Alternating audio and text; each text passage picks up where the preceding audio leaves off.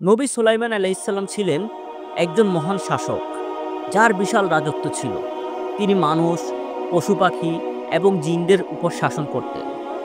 তিনি পশু পাখির ভাষা বুঝতেন এবং বাতাস তার নির্দেশে চলত। জিন জাতি তার নির্দেশে বাইতুল আকসা পুনর্নির্মাণ করেছিল।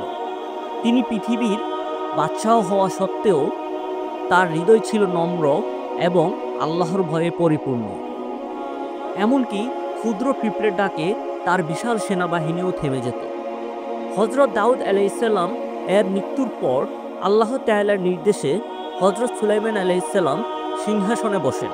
এক রাতে তিনি আল্লাহর কাছে এমন এক রাজত্ব প্রার্থনা করেন যা তারপরে আর কারো জন্য উপযুক্ত হবে না।